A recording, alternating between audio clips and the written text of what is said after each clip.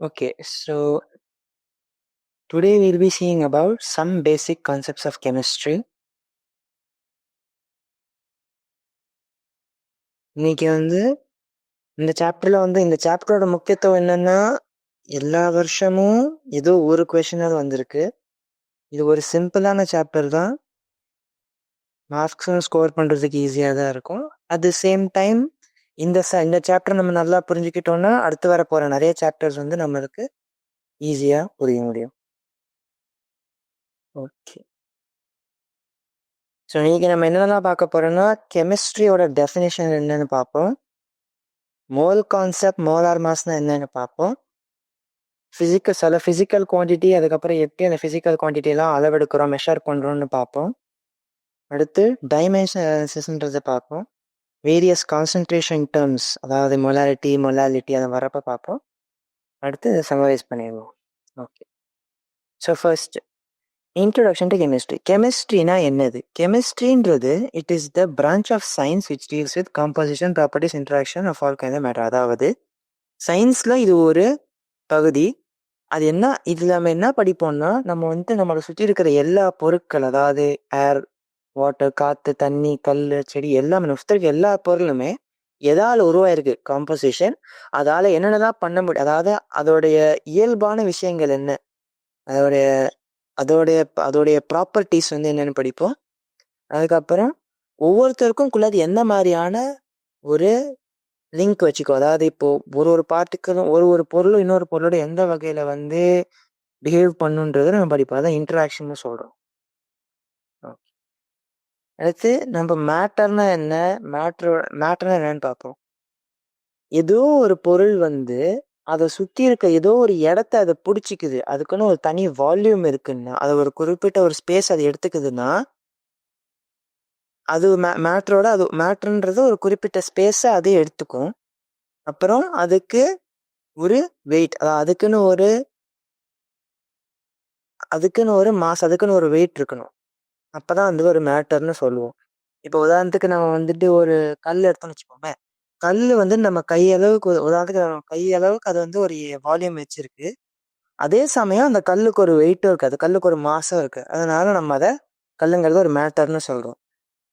Okay, இப்போ நம்ம matter என்னன்னு பார்த்துட்டோம். இப்போ அதை நம்ம எந்த வகையா செப்பரேட் பண்ணலான்றத பார்ப்போம். இப்போ மேட்டரோடைய பிசிக்கல் ஸ்டேட், அதாவது பார்க்கறதுக்கு அது எப்படி இருக்குன்றத வச்சு நம்ம 3 வகையா மேட்டரை பிரிக்க முடியும்.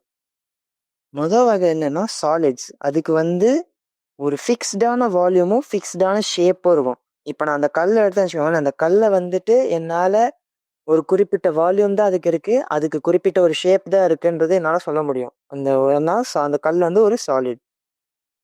ஒரு லிக்விடுக்கு ஒரு டெஃபினட் வால்யூம் இருக்கு. அதாவது ஒரு பாட்டில் நான் தண்ணி பிடிக்க வச்சோன்னா 100 ml நான் தண்ணி பிடிச்சேன்னா, அந்த பாட்டில் எந்த ஷேப்ல இருந்தாலும் அதுக்கு 100 ml கெப்பாசிட்டி இருந்தால் தண்ணி அதில் ஃபில் பண்ணிடலாம். தண்ணி அந்த பாட்டிலோட வால்யூமை அது எடுத்துக்கும், அந்த பாட்டிலோட ஷேப்பை அது எடுத்துக்கும். ஸோ அதுக்கு ஒரு டெஃபினட் வால்யூம் இருக்கு, ஆனால் அதுக்கு ஒரு ஷேப் கரெக்டாக இல்லைன்னு சொல்ல முடியாது. ஒரு ஷேப் கரெக்டாக இல்லை. ஓகே, அடுத்து கேஸஸ்க்கு நைதர் டெஃபினட் வால்யூம் நார் டெஃபினட் ஷேப். அதாவது இப்போ நம்ம முதல்ல என்ன சொன்னோம், ஒரு 100 ml கண்டெய்னர்ல நான் தண்ணி ஊற்றுனேன்னா, நான் வேற எந்த கண்டெய்னர்ல மாத்துறதா இருந்தாலும் என்னால் 100 ml தான் வச்சிருக்க முடியும். அதே இப்போ நான் ஒரு 50 ml கண்டெய்னர்ல போட்டேன்னா அந்த தண்ணி என்னால் 50 ml சுருக்கிட்டு வர முடியாது. ஆனா இதே நான் கேஸ் எடுத்தேன்னா, கேஸ் என்னால் ஈஸியா கம்ப்ரஸ் பண்ண முடியும், அதாவது சுருக்க முடியும். அதனால அதுக்கு ஒரு குறிப்பிட்ட வால்யூம் இருக்குன்றத என்னால் சரியா சொல்ல முடியாது. அதே சமயம் தண்ணி மாதிரி அதுக்கு எந்த வகையில ஷேப்பும் இருக்கும் சொல்ல முடியாது. அதனால கேஸ்க்கு நான் கேஸ்ன்றது என்ன சொல்லணும்னா, ஏதோ ஒரு மேட்டருக்கு ஒரு குறிப்பிட்ட வால்யூமும் இல்லை, ஒரு குறிப்பிட்ட ஷேப்பும் இல்லைன்னா அதை நம்ம கேஸ்ன்னு சொல்லுவோம். ஓகே, இப்போ அடுத்து மேட்டர் இன்னொரு வகையாகவும் பிரிக்கலாம்.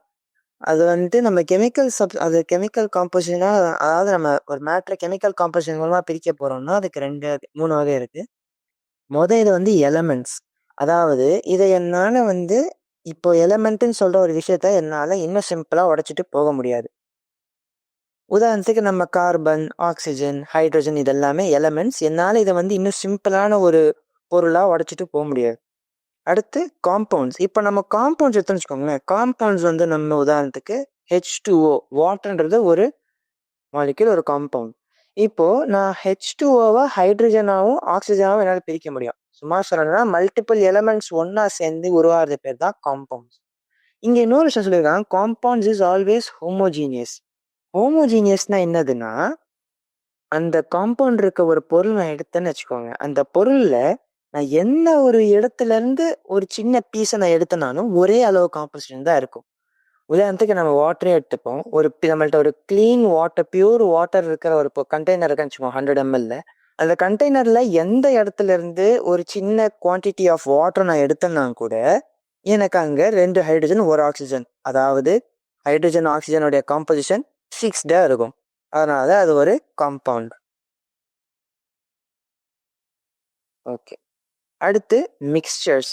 மிக்ஸ்சருங்கிறது வேரியபிள் காம்போசிஷன். அதாவது இப்போ நம்ம முன்னாடி சொன்னோம் காம்போசிஷன் எப்பவுமே ஃபிக்ஸ்டா இருக்கும்னு சொன்னோம். இது வந்து variable composition and variable properties due to fact that components retain their physical properties. Okay, இப்போ என்ன சொல்ல வராங்கன்னா, வேரியபிள் காம்போசிஷன் இருக்கு, அதாவது என்னால் வந்துட்டு எங்க எடுத்தாலும் ஒரே அளவு ஒரே இதுதான் இருக்கும்னு சொல்ல முடியும். இப்போ வந்து ஒரு சால்ட்டும் வாட்டரும் மிக்ஸ் பண்ணுறேன்னு வச்சுக்கோங்களேன், நான் வந்துட்டு எவ்வளோ நான் வந்து ஒரு குறிப்பிட்ட அமௌண்ட் ஆஃப் சால்ட் தான் நான் குறிப்பிட்ட அமௌண்ட் ஆஃப் தண்ணிக்கு என்னால் மிக்ஸ் பண்ண முடியும்னு கிடையாது. என்னால் ஒரு ஸ்பூன் மிக்ஸ் பண்ணி கூட ஒரு சால்ட் வாட்டரோட மிக்ஸ்சர் உருவாக்கலாம், 2 ஸ்பூன் மிக்ஸ் பண்ணி கூட உருவாக்கலாம். அதனால இதோட காம்போசிஷன் என்னால் காம்போசிஷனா அதோட என்னென்னலாம் அதுக்குள்ள என்னென்ன பொருள், அதுக்குள்ள அந்த ஒரு சப்ஸ்டன்ஸ்குள்ள என்னென்னலாம் விஷயம் இருக்குன்றது தான் காம்போசிஷன் சொல்கிறோம். காம்போசிஷன் அதுக்கு ஃபிக்ஸ்டு கிடையாது. ஓகே, அடுத்து வேரியபிள் ப்ராப்பர்ட்டிஸ். அதாவது இப்போ வந்து நம்ம ஒரு காம்பவுண்ட் எடுத்தோம்னு வச்சுக்கோங்க, நம்ம சோடியம்ன்றது சோடியம்னு ஒரு மெட்டல் இருக்கு. சோடியம் வந்துட்டு அது பியூர் மெட்டல் தூக்கி நான் ரூம்ல ஒரு சும்மா காத்துல வச்சதுனாலே அது வந்து, அதாவது சும்மா சோடியம் மெட்டல் தண்ணியில போட்டனாலே வெடிச்சிடும். அதோடைய ஒரு தன்மை, அது சோடியமோட ஒரு ப்ராப்பர்ட்டி அது. அதே இப்போ நான் குளோரின் எடுத்தது ஒரு கேஸ் ரூம் டெம்பரேச்சரில், அது ஒரு பாய்சனஸான கேஸ். ஆனால் அது ரெண்டையும் மிக்ஸ் பண்ணி வர காம்பவுண்ட் சோடியம் குளோரைட் நம்ம டெய்லி சாப்பாடில் போடுற உப்பு. அதாவது அந்த ரியாக்டன், அதாவது அந்த அதுக்குள்ளே இருக்கிற அந்த கான்ஸ்டிடியூவன்ஸ் இருக்குல்ல, சோடியமும் குளோரைடும், அதோடைய தன்மை, அதோடைய ப்ராப்பர்ட்டிக்கும் சோடியம் குளோரைடான காம்பவுண்டோட ப்ராப்பர்ட்டியும் கம்ப்ளீட்லி டிஃப்ரெண்ட். அதாவது அந்த ப்ராப்பர்ட்டி அதோட வேற வேற ப்ராப்பர்ட்டி. ஆனால் இப்போ நான் ஒரு மிக்சர் எடுத்துன்னு வச்சுக்கோங்களேன், அதோடைய இப்போ சோடியம் கலன்றது ஒரு சாலிடு, அது வந்து அதுக்கு வந்து பார்க்க ஒயிட் கலரில் இருக்குன்றது எப்பவுமே ஃபிக்ஸ்டு.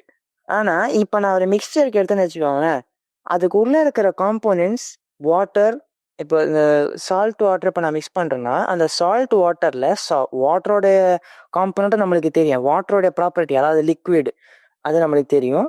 அப்புறம் சால்ட்டோட காம்போனன்ட், அது வந்து சால்ட்டோட காம்போனன்ட்றது என்னது, அந்த சால்ட் வந்து உப்பு கரிக்கும். ஃபார் எக்ஸாம்பிள் சால்ட்டியாக இருக்கும், அந்த இது நம்மளுக்கு வந்துட்டு நம்ம சால்ட் வாட்டரில் நம்மளால் தெரிஞ்சிக்க முடியும். அதனால நான் வந்து எவ்வளோ சால்ட் போடுறேனோ அதுக்கேற்ற மாதிரி அதோட ஒரு சில ப்ராப்பர்ட்டிஸ் மாறும். என்னென்ன ப்ராப்பர்ட்டி மாறுன்றதை நம்ம அப்புறம் போக கற்றுப்போம். இப்போ உதாரணத்துக்கு சொல்லணும்னா, நான் 1 ஸ்பூன் போட்டேன்னா கம்மியாக உப்பு கரிக்கும், அதிகமாக போட்டேன்னா நிறைய உப்பு கரிக்கும். அதாவது அதோட ப்ராப்பர்ட்டி வந்து மாறிக்கிட்டே இருக்கும். அடுத்து ஒரு மிக்சர் எடுத்தோம்னா அந்த மிக்சர் வந்து நம்ம ஈஸியாக செப்பரேட் பண்ணிடலாம், ஃபிசிக்கல் மெத்தட்லேயே செப்பரேட் பண்ணிடலாம். அதாவது நம்மளுக்கு எந்த வகையான கெமிக்கல் ரியாக்ஷனும் இன்வால்வ் பண்ணாமலே நம்மளால ஒரு மிக்சரை அது உள்ள இருக்கிற காம்போனன்ட்ஸாக பிரிச்சிட முடியும். உதாரணத்துக்கு சால்ட்டையும் வாட்டரையும் எடுத்துப்போமே, என்னால் சால்ட்டை தண்ணியிலேருந்து சும்மா சூடு பண்ணாலே பிரிச்சிட முடியும். அதுக்கு நான் எந்த வகையான கெமிக்கல் ஆட் பண்ண அவசியம் இல்லை. அடுத்து இப்போ நம்ம வந்து இப்போ சொன்னா நம்ம சொல்றப்ப சொன்னோம் இதில் உப்பு கரிக்குது அது இதை நம்ம சொன்னோம்ல, அதெல்லாம் வந்துட்டு அந்த சப்ஸ்டன்ஸோடைய ஒரு குறிப்பிட்ட ப்ராப்பர்ட்டி, அதோடைய ஒரு தனிப்பட்ட ஒரு ப்ராப்பர்ட்டி. அது அந்த ப்ராப்பர்ட்டியை வந்து என்னால் குவாலிட்டேட்டிவாவோ இல்லை குவான்டிடேட்டிவாவோ மெஷர் பண்ண முடியும். குவாலிட்டேட்டிவ்னா என்னன்னா, இந்த ஒரு ப்ராப்பர்ட்டி இருக்குன்னு மட்டும் எனக்கு தெரியும். குவான்டிடேட்டிவ்னா அந்த ப்ராப்பர்ட்டி எவ்வளோ இருக்குன்னு தெரியும். இப்போ உதாரணத்துக்கு நான் சொல்லணும்னா, ஒரு இரும்பு பீஸ் எடுத்தோம்னா அந்த இரும்பு பீஸ் வந்துட்டு ஹெவியா இருக்குன்றது அதோடைய வெயிட்டை பத்தின ஒரு குவாலிட்டி. அது ஹெவியா இருக்குன்றது குவாலிட்டேட்டிவா நான் சொல்றேன். இந்த மெட்டல் அந்த ஸ்டீல் பீஸை நான் டிஸ்கிரைப் பண்றேன். அதே இப்போ அந்த ஸ்டீல் பீஸ் 50 கிராம்ஸ் இருக்கு அப்படின்னா நான் குவான்டிடேட்டிவா அதோடைய வெயிட்டை நான் டிஸ்கிரைப் பண்றேன். குவாலிட்டேட்டிவா சொன்னா ஹெவியா இருக்கேன்னு சொல்லணும், இல்லாட்டி அது 50 கிராம்ஸ் இருக்குன்னு சொன்னா குவான்டிடேட்டிவா அந்த வெயிட்டை நான் டிஸ்கிரைப் பண்றேன்னு அர்த்தம்.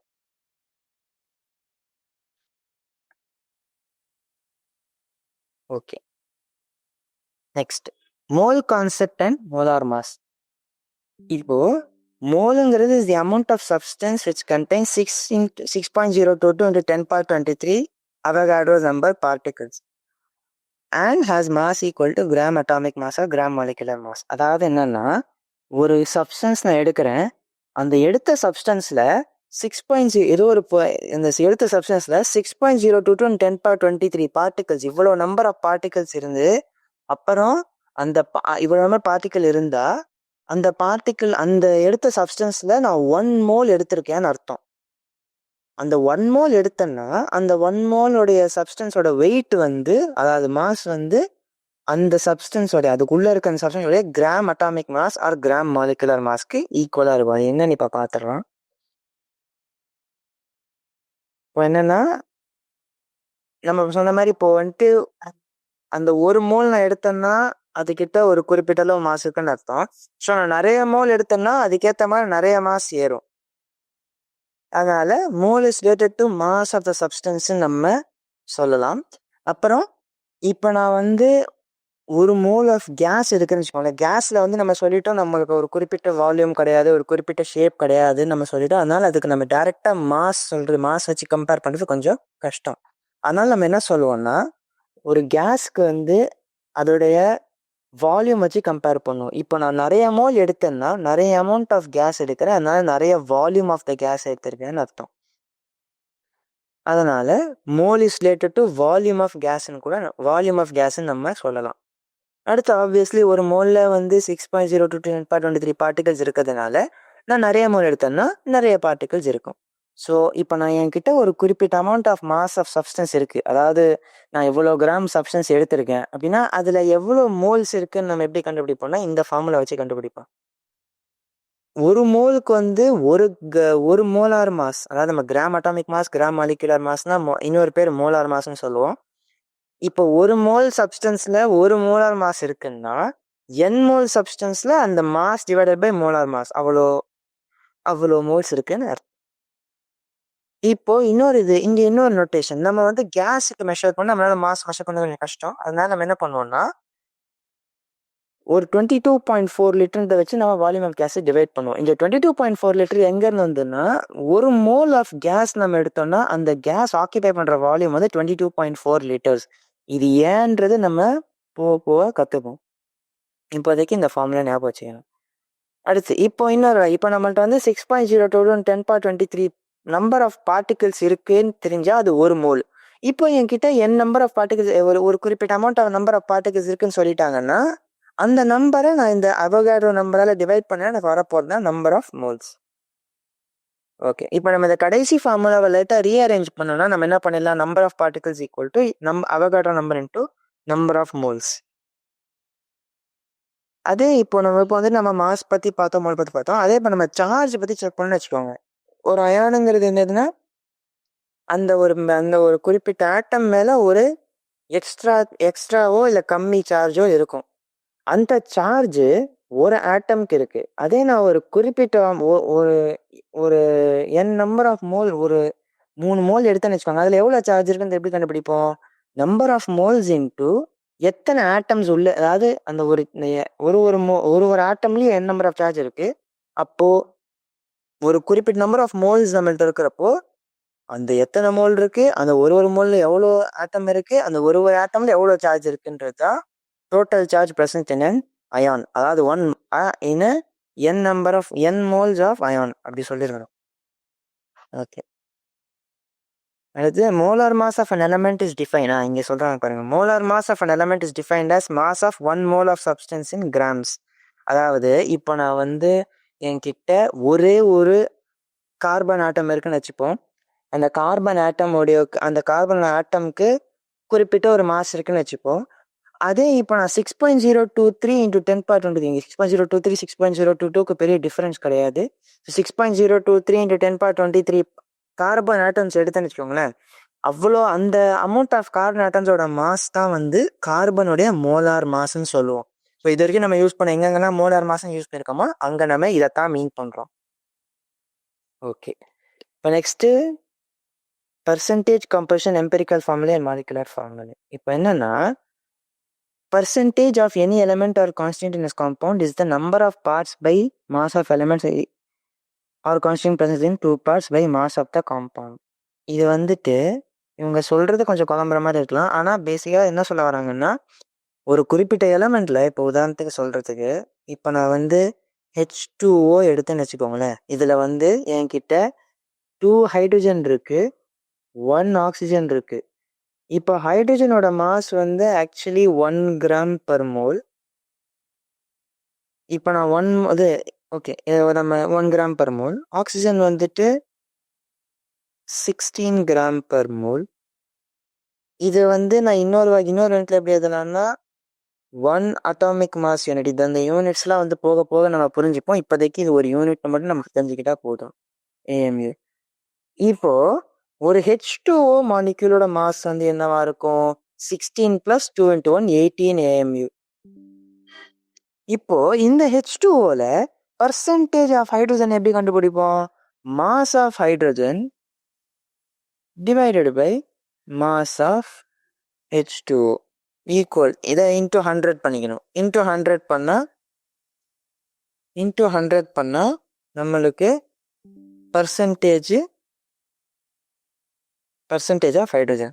இதைத்தான் அவங்க இங்கே எப்படி சொல்லியிருக்காங்க. இப்போ ஹைட்ரஜனுடைய பர்சன்ட் வந்து மாஸ் ஆஃப் தி எலமெண்ட் இந்த compound divided by molar mass. இவங்க மோலார் மாஸ்ன்னு சொல்கிறப்போ அவங்க நம்ம இங்கே என்ன பண்ணியிருந்தோம்? அட்டாமிக் மாஸ் யூனிட்ன்ற ஒரு யூனிட் யூஸ் பண்ணியிருக்கோம்.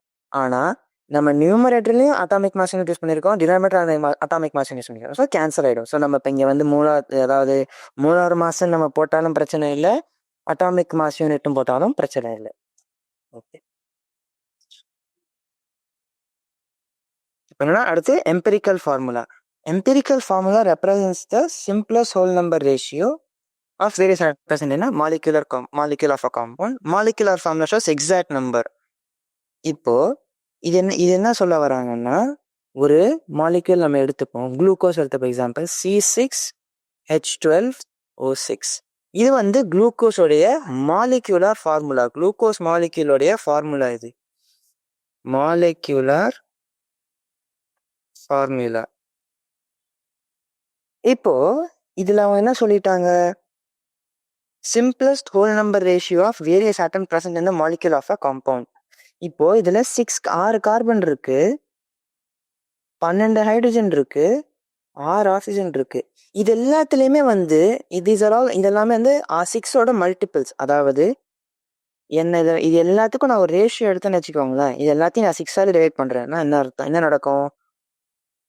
கார்பன் வந்து அதாவது ரேஷியோ வந்து எடுத்தோம்னா 1:2:1ன்ற மாதிரி இருக்கும். இப்போ அதாவது கார்பன் ஆட்டமோட ரேஷியோ, ஹைட்ரஜன் ஆட்டமோட ரேஷியோ, ஆக்சிஜன் ஆட்டமோட ரேஷியோ. இது நான் எதால டிவைட் பண்ணியிருக்கேன்? 6 வச்சு ரேஷியோ எடுத்திருக்கேன். அதனால என்ன நடக்கும்? இப்போ நான் இதை CH2O இப்படி நான் போட்டேன்னு வச்சுக்கோங்களேன். இதுதான் வந்து எம்பிரிக்கல் ஃபார்முலா. அதாவது மாலிகுலர் ஃபார்முலால இருக்கிற எல்லா காம்பவுண்ட்ஸும் எல்லா ஆட்டமுமே வந்து ஒரு 6ன்ற ஒரு காமன் நம்பரால ரேஷியோ காமன் நம்பரால் டிவைட் பண்ண முடியும். அதே நான் டிவைட் பண்ணி எனக்கு வர ஃபார்முலா பேர் தான் எம்பிரிக்கல் ஃபார்முலா. இந்த 6ஆல டிவைட் பண்றோன்றதை நம்ம கண்டுபிடிக்கிறது இப்போ நம்ம பார்க்கும்போது சொன்னோம் நம்ம 6 எல்லாம் காமனா இருக்கு, அதனால நம்ம 6 காமனா எடுத்தோம். அதே சில நேரம் நம்மளுக்கு ஃபார்முலா தெரியல, ஆனா நம்மளுக்கு மாஸ் தெரிஞ்சிருந்தது அப்படின்னா நம்ம எப்படி சொல்லுவாங்கன்னா, இப்போ இதை C6H12O6 எடுத்துப்போமே. இப்போ C6H12O6ஓட மாஸ் வந்து எப்படின்னா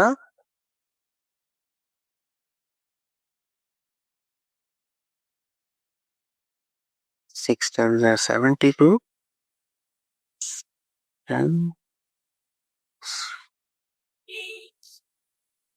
180 வரும். 180 அட்டாமிக் மாஸ் யூனிட்ஸ்னு வரும். அதே இப்போ நான் CH2Oன்னு போட்டேன்னு வச்சுக்கோங்களேன். இப்போ CH2Oன்றது எப்படி 12 to 16. அதனால 30. இப்போ நான் இந்த மாலிகுலர் ஃபார்முலாவோட மாசம் இந்த எம்பிரிக்கல் ஃபார்முலாவோட மாசம் நான் டிவைட் பண்ணேன்னு வச்சுக்கோங்களேன். டிவைட் பண்ணால் 180 டிவைடட் பை 30 வந்துட்டு 6.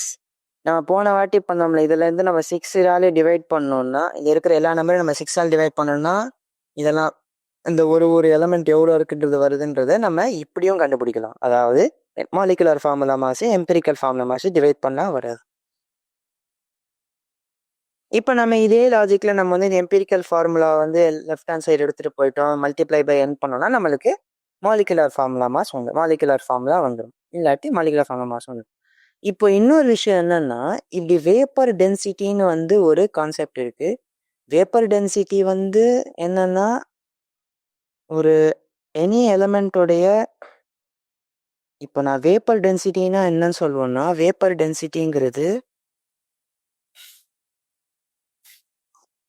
Mass of the element, mass of compound or whatever என்ன நம்ம எடுக்கிறோமோ divided by mass of H2. அதாவது இங்கே டினாமினேட்டரில் 2 இருக்கும், இங்கே வந்து மாஸ் இருக்கும், மாஸ் ஆஃப் அந்த காம்பவுண்ட் இருக்கும். ஸோ வேப்பர் டென்சிட்டி வந்து இப்படி ஒரு ஃபார்முலா இருக்குது. இப்போ நான் வேப்பர் டென்சிட்டியை மல்டிப்ளை பை 2 பண்ணால் எனக்கு மாஸ் கிடச்சிரும். இந்த வேப்பர் டென்சிட்டி பற்றி நம்ம இவ்வளோ தெரிஞ்சால் போதும், நம்மளுக்கு இதை தவிர வேறு எதுவும் தேவைப்படாது. நெக்ஸ்ட்டு, இப்போ நம்ம ஃபிசிக்கல் குவான்டிட்டிஸ் வந்து நம்ம மெஷர் நம்ம நம்மளை சுற்றி இருக்கிற ஏகப்பட்ட விஷயங்களை மெஷர் பண்ணுறதுக்கு நம்ம ஏகப்பட்ட குவான்டிட்டிஸ் யூஸ் பண்ணுறோம். அது எல்லாமே தான் நம்ம ஃபிசிக்கல் குவான்டிட்டிஸ்ன்னு சொல்கிறோம். இப்போ அந்த ஃபிசிக்கல் குவான்டிட்டிஸ் வந்துட்டு நம்ம எப்படி வந்து எதை யூஸ் பண்ணணும், எதை வச்சு எதை மெஷர் பண்ணணுன்றதெல்லாம் வந்து எஸ்ஐ சிஸ்டம்ன்றத ஒன்று ஃபாலோ பண்ணுவோம். அந்த எஸ்ஐ சிஸ்டம் என்னன்னா 7 பேஸ் யூனிட்ஸ் அவங்க கண்டுபிடிச்சிட்டாங்க.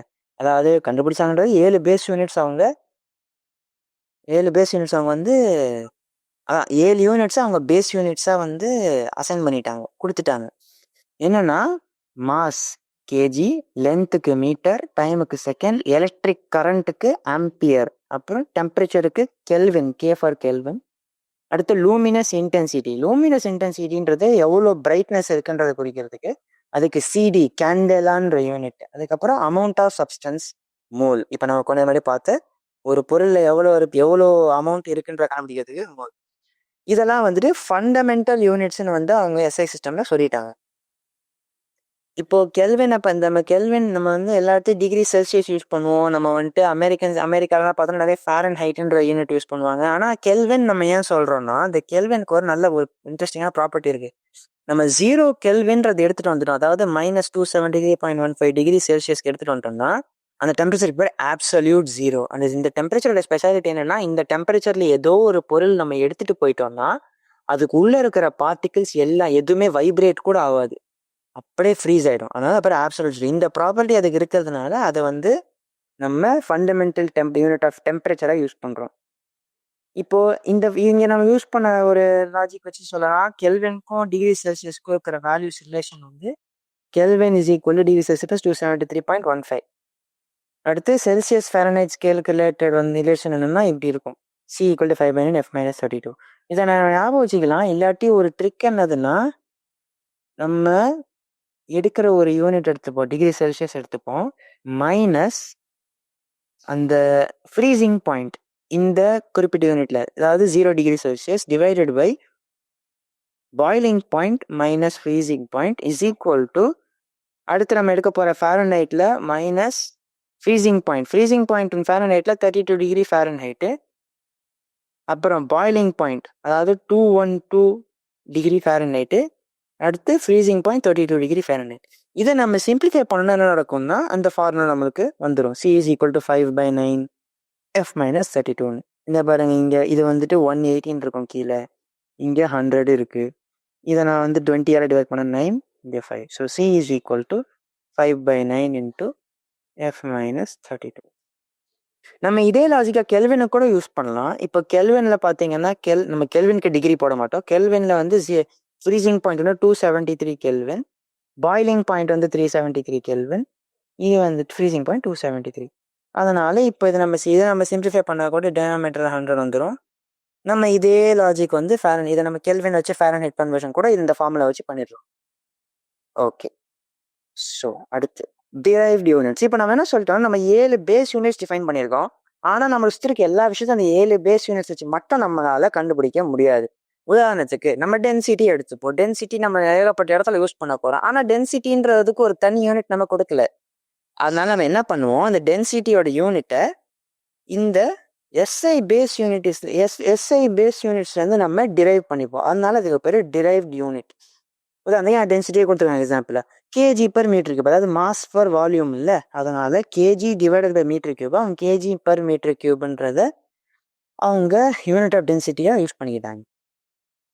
ஓகே. அடுத்து கான்சன்ட்ரேஷன் டேர்ம்ஸ். கான்சன்ட்ரேஷன் டேர்ம்ஸ் பேர் சொல்கிற மாதிரி ஒரு பொருளுடைய கான்சன்ட்ரேஷன் என்னன்றதை கண்டுபிடிக்கிறதுக்கு, அதாவது ஒரு கான்சன்ட்ரேஷன் எவ்வளோன்றதை குறிக்கிறதுக்கு நம்ம யூஸ் பண்ண போகிற ஒரு சில மெஷர்மெண்ட்டுக்கு பேர் தான், அதாவது ஒரு சில டேர்ம்ஸ்க்கு பேர் தான் கான்சன்ட்ரேஷன் டேர்ம்ஸ்.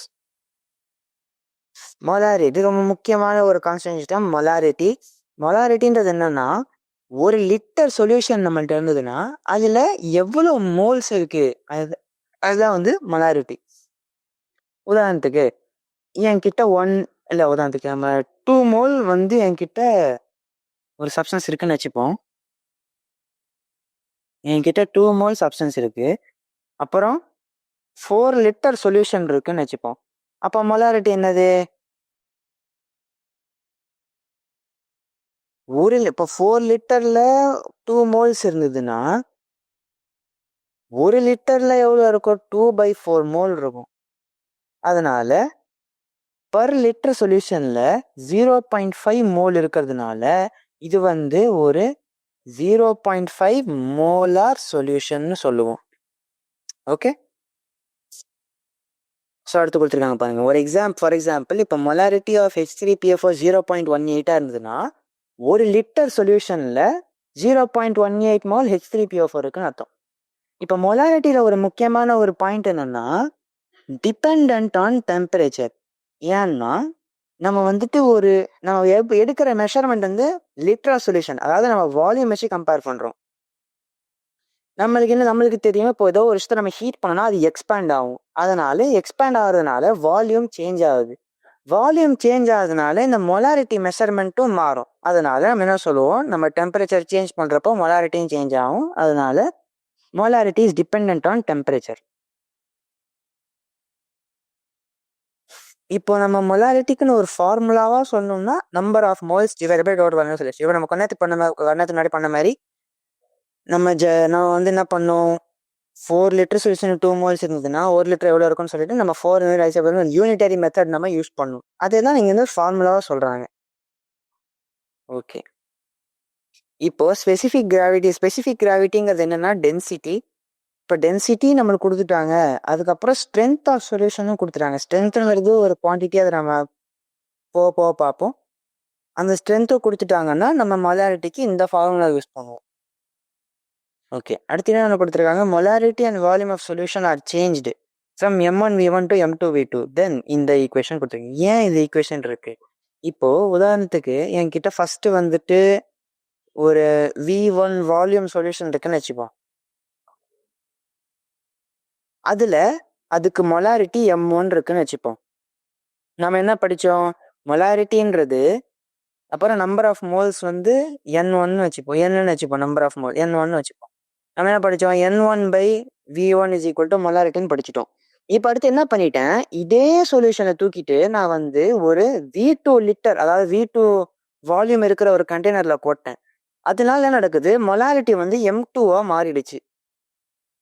இப்போ நான் இந்த ஃபைனல் மொலாரிட்டிக்கும் இனிஷியல் மொலாரிட்டிக்கும் எப்படி ரிலேஷன் சொல்றது, நான் வந்து ஒரு கண்டெய்னருக்கு இன்னொரு கண்டெய்னர் மாற்றிருக்கேன். நான் எங்கேயுமே வந்து அந்த இருக்கிற சொல்யூஷன்ல இருக்கிற கான்ஸ்டன்ட் ஆட் பண்ணல, அதாவது மோல்ஸை வந்து நான் சேஞ்சே பண்ணலை, வெறும்னா வால்யூம் அதை இருந்த கண்டெய்னரை தான் மாற்றிருக்கேன். அதனால இந்த வேல்யூ ஃபிக்ஸ்டு. நம்ம M2க்கும் என்ன ஃபார்முலா எழுதலாம், அதாவது N2 டிவைடட் பை V2ன்னு எதுவும், ஆனால் நம்மளுக்கு தெரியும் N2 is equal to N1, அதாவது நான் நம்பர் ஆஃப் மோல்ஸில் ஒரு சேஞ்ச் உருவாக்கலை. அதனால N1/V2. நம்ம இங்கேருந்து என்ன சொல்லலாம், N1 இஸ் ஈக்குவல் டு M1V1ன்னு சொல்லலாம், M1V1/V2. அப்போது M2 நான் LHSக்கு எடுத்துகிட்டு போயிட்டேன்னா M2V2 is equal to M1V1. Okay. இதுதான் இந்த மொலாரிட்டி ஈக்குவேஷன் சொல்லுவாங்க. இப்போ அடுத்து நான் 2 சொல்யூஷனை மிக்ஸ் பண்ணேன்னு வச்சுக்கோங்க. 2 சொல்யூஷனுக்குமே சேம் சொல்யூட் இருக்கு. அதாவது 2க்குமே வந்து ஒரே டைப் ஆஃப் சொல்யூஷன், ஒரே சொல்யூட் இருக்கு. அது வந்து ரியாக்ட் பண்ணாது அப்படின்னு நம்ம சொன்னோம்னு வச்சோம். அந்த ஆட் பண்ண 2 சொல்யூட்டுமே ரியாக்ட் ஆகாது அப்படின்னா நம்ம மொலாரிட்டி ரிசல்ட்டிங் சொல்யூஷன் எப்படி எழுதுவோம்? இதுவும் அதே லாஜிக் நம்மளால எக்ஸ்பிளைன் பண்ண முடியும். ஃபர்ஸ்ட் நான் M1V1 இருக்கிற ஒரு சொல்யூஷனையும் அடுத்து M2V2 இருக்கிற சொல்யூஷனையும் மிக்ஸ் பண்றேன்னு வச்சுக்கோங்க. ரிசல்ட் வந்துட்டு எனக்கு M3 வருதுன்னு வச்சுப்போம்.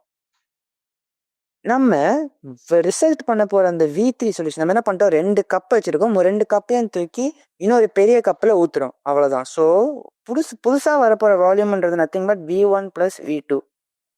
இதை நம்ம புரிஞ்சுக்கலாம். இப்போ நம்ம என்ன சொல்லிட்டோம், மொலாரிட்டிங்கிறது again number of moles divided by first volume of first solution. So இதுக்கு வந்து N1 மோல்ஸ் இருக்குன்னு வச்சுக்கோம், இதுக்கு N2 மோல்ஸ் இருக்குன்னு வச்சுப்போம்.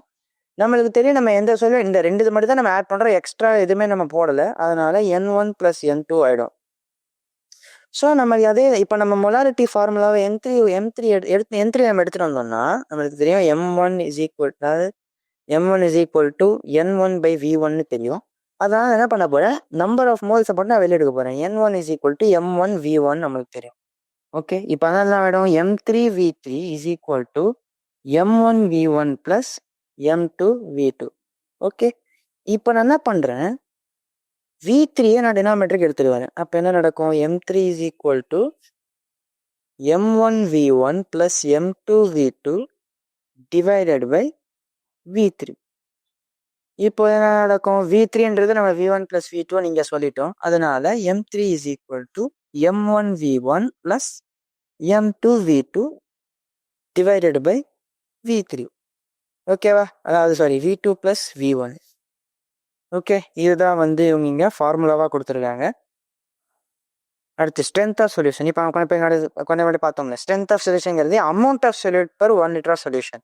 நம்ம மொலாரிட்டியில மோல்ஸ்ன்னு சொன்னால் ஸ்ட்ரென்த்தில் மாஸ், அதாவது அமௌண்ட் ஆஃப் சொல்யூஷன் சொல்கிறாங்க, வேறு ஒரு டிஃப்ரென்ஸும் கிடையாது. ஓகே, அடுத்து இன்னொரு முக்கியமான ஒரு யூனிட் மொலாலிட்டி. ஸ்மால் எம்மாலும் சொல்லுவாங்க, மொலாரிட்டி கேபிட்டல் எம். இது முன்னாடி பார்த்தது மொலாரிட்டி, அது கேபிட்டல் எம். இது மொலாலிட்டி, இது வந்து ஸ்மால் எம். இப்போ என்னன்னா இது வந்து நம்பர் ஆஃப் மோல்ஸ் மொலாரிட்டி மாதிரி, பட் நம்ம எவ்வளோ பண்ணோம், 1000 கிராம் ஆஃப் சால்வெண்ட்டை பார்க்குறோம். போனதை சொல்யூஷன் பார்த்தோம், அப்புறம் லிட்டரில் பார்த்தோம். இவன் 1000 கிராம்ஸ், அதாவது 1 kg ஆஃப் சால்வெண்ட்டுன்னு கொடுத்துட்டான். இப்போ உதாரணத்துக்கு நான் எப்படி சொல்லணும்னா, நான் வந்து 2 மோல்ஸ் சொல்யூஷன், 2 மோல்ஸ் சப்ஸ்டன்ஸை 4 கிலோ தண்ணியில் ஆட் பண்ணுறேன். இப்போ உதாரணத்துக்கு நான் சால்ட்டே எடுத்துப்போம், NaCl எடுத்துப்போம். NaCl சால்ட்டோட ஒரு யூஸ் பண்ண டேபிள் சால்ட் பேர் NaCl. 2 மோல் NaCl 4 kg வாட்டரில் எடுத்தேன்னா இந்த NaCl மாசம், இந்த NaClனால வரப்போகிற வெயிட்டை நான் இக்னோர் பண்ணிட்டு 4 kg வாட்டர் மட்டும் இருக்கிற ஒரு சொல்யூஷனில் வந்து நான் 2 மோல் NaCl ஆக்கேன்னா அதோடைய மொலாலிட்டி வந்து number of moles divided by mass of water in kg. அதாவது 4 நான் 1 கிலோவில் வந்து எவ்வளோ இருக்கிறத கண்டுபிடிக்கிறாங்க, 0.5 மொலாலிட்டி வந்து 0.5ன்னு சொல்லுவோம். இப்போ நம்ம போனது என்ன சொன்னோம், மொலாரிட்டி டிபெண்ட் ஆன் டெம்பரேச்சர் சொன்னோம். ஏன் அப்படி சொன்னோம், ஏன்னா நம்ம எடுக்க போகிற மெஷர்மெண்ட் வால்யூமுக்கு சம்மந்தப்பட்டிருந்தது, நம்ம அதனால அப்படி சொன்னோம். ஆனால் இங்கே பார்த்தீங்கன்னா நம்ம மாஸ் வச்சு நம்ம இந்த யூனிட்டை மெஷர் பண்ணுறோம். மாஸ் வந்து என்ன பண்ணாலும் மாறாது, அதனால it is independent of temperature. நம்ம அங்கே யூஸ் பண்ண மாதிரி இங்கே நம்ம ஏன் மல்டிப்ளை பை 1000 பண்ணுறோம்னா, நம்ம இங்கே 1000 இங்கே டினாமினேட்டர் 1000 இருக்கிறது நியூமரேட்டருக்கு போயிடும். ஓகே, அடுத்து நார்மாலிட்டி. இதுவும் இன்னொரு இம்பார்ட்டன்டான யூனிட்டு. நார்மாலிட்டிங்கிறது gram equivalent of solute per liter of solution. நம்ம அங்கே மோல்ல பார்த்தோம், இங்கே வந்து கிராம் ஈக்குவேலண்ட் ஒன்று சொல்கிறாங்க. இது என்னன்றது நம்ம லேட்டர் யூனிட்ஸில் பார்ப்போம். ஸோ இப்போ நான் எங்கேயாச்சும் 0.12 நார்மல், அதாவது நார்மல் மொலாரிட்டிக்கு வந்து நம்ம மோலார்னு சொல்லுவோம், மொலாலிட்டிங்கிறது மோலால்னு சொல்லுவோம், இங்கே நார்மாலிட்டிங்கிறது நார்மல்னு சொல்லுவோம். அந்த இட்டியை மட்டும் பேருந்து குறைச்சிட்டோம்னா அது வந்து நம்ம சொல்கிற விதமாக மாறிடும். இப்போ போனதில் வந்து பார்த்துட்டு 0.5 மோலால் NaCl, அதுக்கு முன்னாடி பார்த்துட்டு 0.5 மோலார் NaClன்னு சொல்லுவோம். இப்போ இது வந்து 0.12 நார்மல் H2SO4. அதோட அர்த்தம் என்னன்னா 0.12 gram equivalent H2SO4 1 litre solution இருக்குன்னு அர்த்தம். ஸோ இப்போ சிம்பிள் ஒரு பிரீஃப் இன்ட்ரடக்ஷன் இது நார்மாலிட்டிக்கு என்னன்னா ஒரு கிராம் ஈக்குவலண்ட்டுக்கு என்னன்னா ஒரு ரியாக்ஷன் A+B gives C இருக்குன்னு வச்சுப்போம். இப்போ இந்த ரியாக்ஷன் வந்து நம்ம இப்படி ஒரு ரியாக்ஷன் இருக்குன்னா இல்லை ஏதோ ஒரு 2, 3, 4 சும்மா ஏதோ ஒரு நம்பர் இருந்தா எப்படி இருந்தா கூட நம்ம எப்படி எதுவும்னா 1 gram equivalent of A reacts with 1 gram equivalent of B to give 1 gram equivalent of C. இது வந்து இந்த மாதிரி ஒரு கண்டிஷனை சாட்டிஸ்ஃபை பண்ற ஒரு குவான்டிட்டி பேர் தான் கிராம் ஈக்குவலண்ட். அது G ஈக்குவலண்ட் நான் எழுதியிருப்பேன், GEQன்னு போட்டிருப்பேன். இந்த மாதிரி ஒரு கண்டிஷன் சாட்டிஸ்ஃபை பண்றப்ப தான் கிராம் ஈக்குவலண்ட் என்னன்றது நம்ம லேட்டர் லெக்சர்ஸ்ல பார்ப்போம். இப்போதைக்கு நம்ம இது தெரிஞ்சிருந்தா போதும். இந்த கிராம் ஈக்குவலண்ட் வந்து 1 லிட்டர் சொல்யூஷன் எவ்வளோ இருக்குன்றத மெஷர் பண்றது தான் நார்மாலிட்டி. ஓகே, அவங்க லிட்டரில் கொடுத்துறாங்க, மில்லி லிட்டர் போட்டால் மேலே ஒரு 1000 மல்டிப்ளை பண்ணிக்கணும். இந்த மாதிரி யூனிட்ஸ் மிஸ்டேக் வந்து நம்ம வர்றதை அவாய்ட் பண்ணணும்.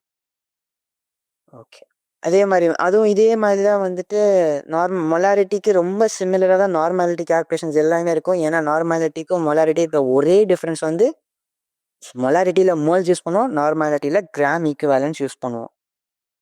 ஓகே, சேம் ஃபார்முலா தான். எம்முக்கு பதிலாக என் ரிப்ளேஸ் பண்ணோம்னா நார்மாலிட்டிக்கு வேண்டிய ஃபார்முலா வந்துடும். அடுத்து இன்னொரு முக்கியமான டேர்ம் மோல் ஃப்ராக்ஷன்.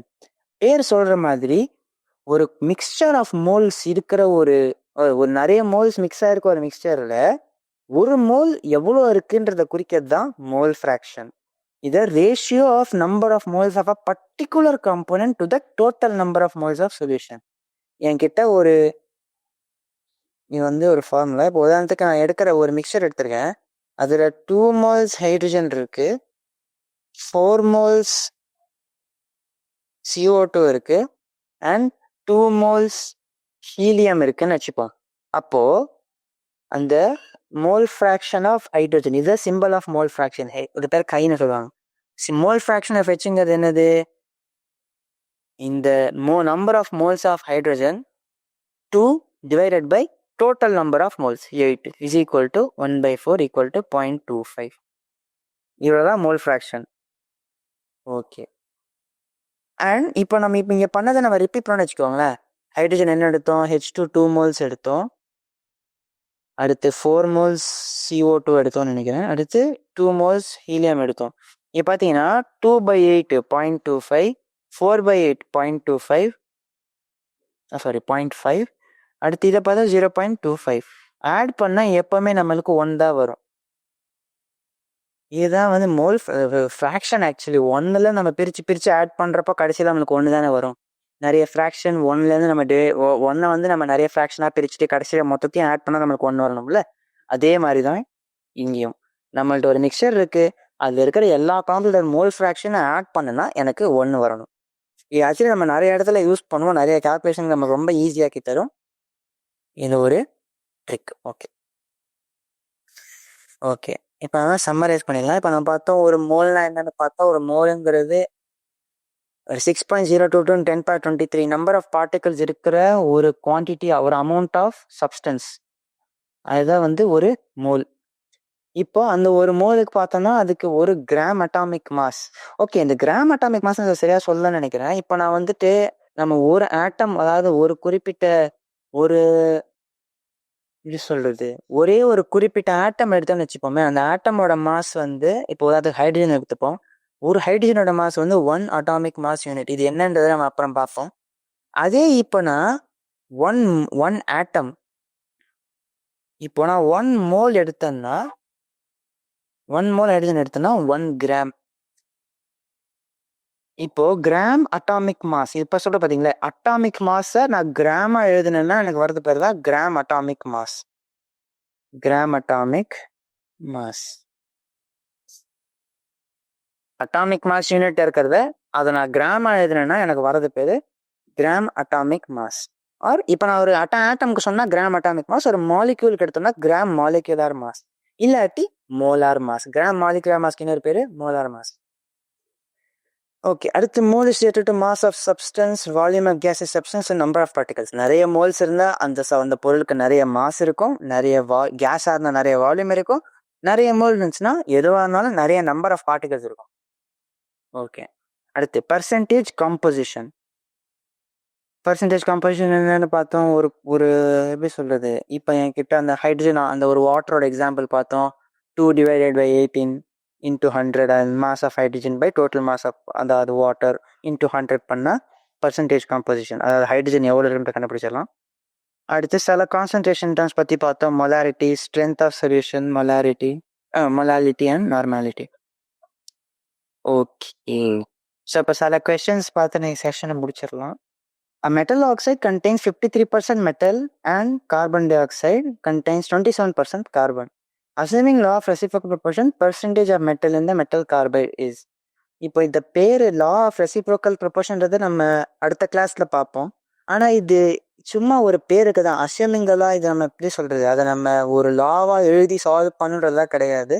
நம்ம லாஜிக் யூஸ் பண்ணியே சால்வ் பண்ணிடலாம். இப்போ என்னன்னா metal oxide 53% metal, carbon dioxide 27% carbon கொடுத்துட்டாங்க.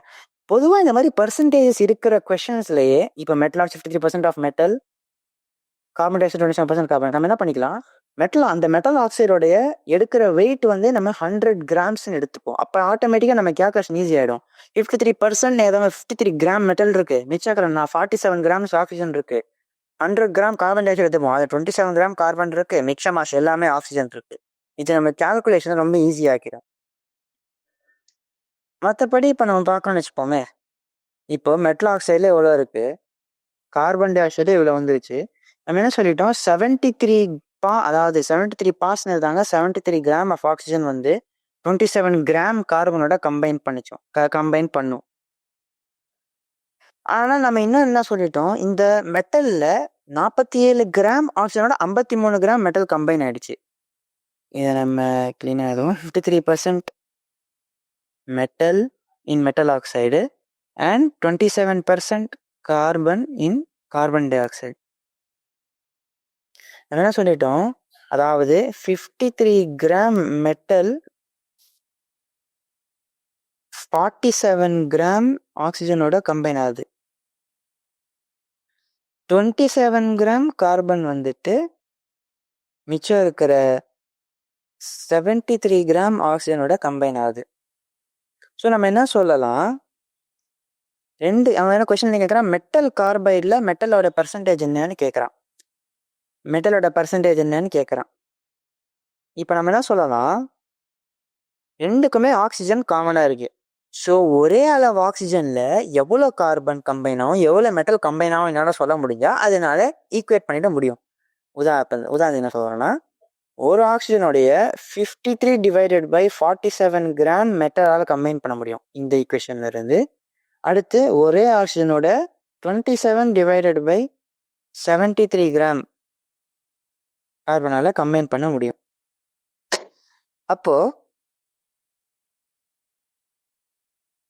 53 பை 47 கிராம் மெட்டலால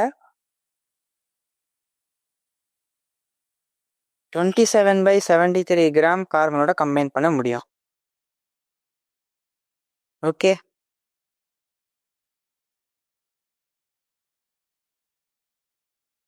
அவங்க ஆக்சிஜனோட கம்பேர் பண்ணியிருக்காங்களா? சரி,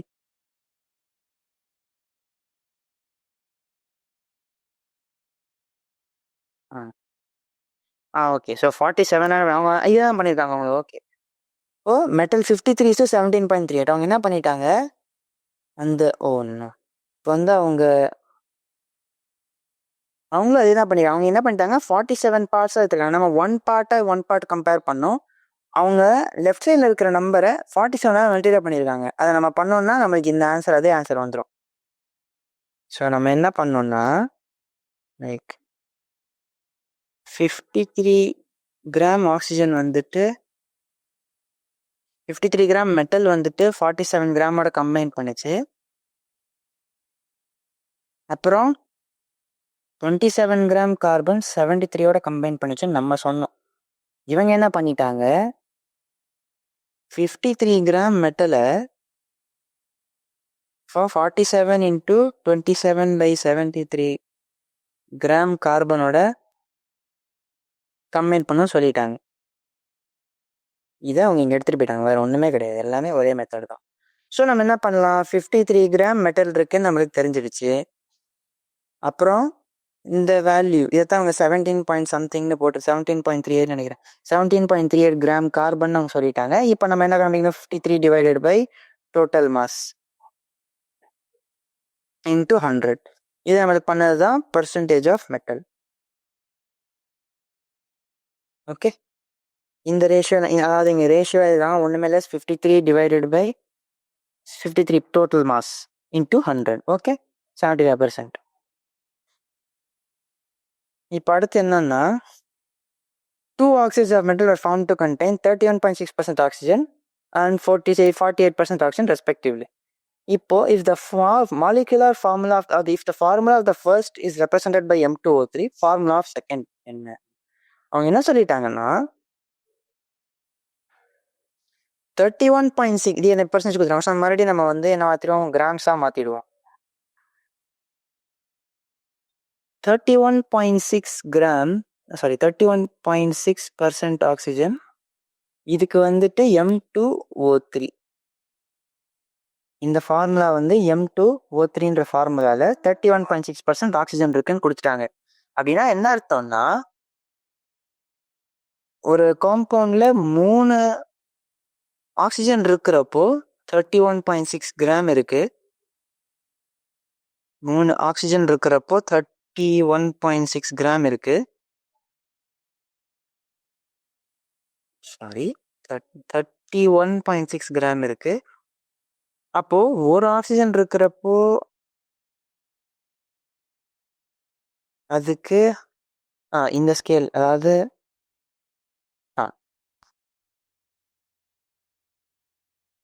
இந்த ஸ்கேல் 31.6/3 ஒரு ஆக்சிஜன் எடுக்கிற மாஸ்.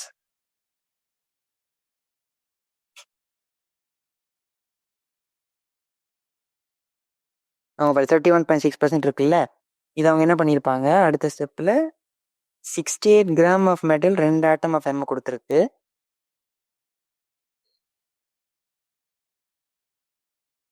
அவங்க இப்போ அதே லாஜிக்கில் நம்ம ஆக்சிஜன் கம்பேர் பண்ணுறோம், அவங்க மெட்டல் கம்பேர் பண்ணியிருப்பாங்க. 1.5 ஆட்டம்ஸ் ஆஃப் எம். இப்போ 68.4 இந்த இடத்துல நம்ம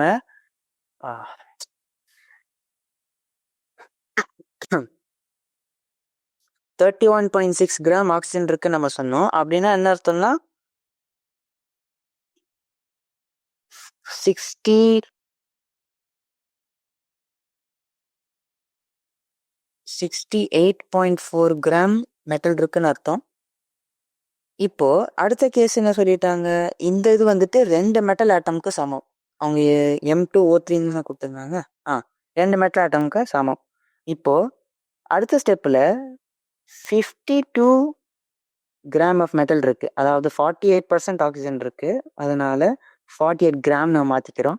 52 கிராம் மெட்டல் வந்துட்டு எவ்வளோ ஆட்டம் இருக்கும், நம்ம 68.4 2 மெட்டல் ஆட்டமாக இருந்தால் 52 வந்து நம்ம சொல்லலாம் 2 டிவைடட் பை 68.4 இன்ட்டு 52 அந்த லாஜிக் பண்ணோம்னா 1.5 மெட்டல் ஆட்டம் இருக்குன்னு வரும். இப்போ அதே லாஜிக்கில் 31.6 கிராம் ஆக்சிஜன் இருந்ததுன்னா அதுக்கு நம்ம 3 ஆக்சிஜன் ஆட்டம் இருக்கு. அப்போ 48 கிராம் ஆக்சிஜன் ஆட்டம் வந்து 3 divided by 31.6 into 48 gram oxygen. So நம்ம இங்கே பார்த்தோன்னு வச்சுக்கோங்களேன், இப்போ வந்துட்டு நம்ம ஆக்சிஜனுடைய எக்ஸாக்ட் மாஸ் நம்ம யூஸ் பண்ணலை, அதை வந்துட்டு நம்ம அதோடைய பர்சன்டேஜ் கொடுக்கறதுனால நம்ம வந்துட்டு நம்ம கன்வீனியன்ஸுக்காக ஒரு பொருளோட மாசையும் நம்ம மாற்றிக்கிறோம். நம்ம ஆக்சிஜனோட மாஸ் 16 தானே, ஏன் அவங்க இப்படி கிராம் அப்படி வேணுமா மாற்றி போடுறாங்க நம்ம நினைக்கும் போது, நம்ம இங்கே எடுக்கிறது ஒரு அசம்ஷன் தான், நம்ம எக்ஸாக்ட் வேல்யூஸ் யூஸ் பண்ணலை. அதனால ஆக்சிஜனோட மாஸ் ஒவ்வொன்றும் வித்தியாசமாக வருது. இதை நம்ம சால்வ் பண்ணோம்னா நம்மளுக்கு அப்ராக்சிமேட்டாக 4.5 வரும். ஏன்னா இது ரஃப்லி பார்க்கறதுக்கு 10 மாதிரி இருக்கு, அதாவது 10 விட கொஞ்சம், அதாவது 0.1 விட கொஞ்சம் கம்மியாக இருக்கு. இது பார்க்க 48 மாதிரி இருக்கு. So multiple almost 4.5 6 or something வரும். அதை நம்ம அப்புறம் 4.5 எழுதிப்போம். ஏன்னா நம்ம ரேஷியோ எடுத்து தான் ஆகணும். இப்போ நமக்கு என்ன வந்துருச்சு, மெட்டலுக்கு கீழே 1.5 வந்துருச்சு, ஆக்சிஜன் கீழே 4.5 வந்துருச்சு.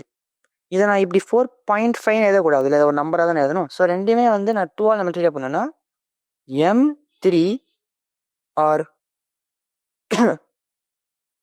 M3O9. ஆனால் இதுவும் பார்க்க பார்த்தீங்கன்னா M3O9 இருக்குன்றது என்னால் 3 காமனாக எடுத்துக்க முடியும். ஸோ MO3 எழுதுவாங்க. Okay okay. இந்த மாதிரி கொஷின்ஸை நம்ம வந்து மாலிகுலர் மாஸா எம்பிரிக்கல் ஃபார்முலாவான்னு கன்ஃபியூஸ் பண்ணக்கூடாது. இந்த மாதிரி கொஷனுக்குலாம் மோஸ்ட்லி எம்பிரிக்கல் ஃபார்முலா தான் யூஸ் பண்ணலாம். MO3 தான் ஆன்சர். அவங்களும் இதே தான் பண்ணியிருப்பாங்க பாருங்க. 31.6 கிராம் வந்து 3 ஆட்டம் ஆக்சிஜன் இருக்கு. அப்போ 48ல் 4.5 ரஃப்லி 4.5 ஆட்டம்ஸ் தான் இருக்கு. அவங்க இந்த மாதிரி ரேஷியோ எடுத்து கம்பேர் பண்ணியிருப்பாங்க. ஓகே, ஸோ இதுக்கு அடுத்து வரதை நம்ம அடுத்த கிளாஸில் பார்ப்போம். நம்ம ஈக்குவலன்ட் வெயிட் பற்றின ஒரு ஸ்டடி வந்து அடுத்த கிளாஸை நம்ம பண்ணுவோம். அப்போ தான் இந்த கொஷின் எப்படி ஃபார்ம் பண்ணுறது நமக்கு கொஞ்சம் புரியும். ஆனால் இப்போதைக்கு இன்னைக்கு கிளாஸ் இதோட முடிச்சுக்கலாம். Okay, thank you.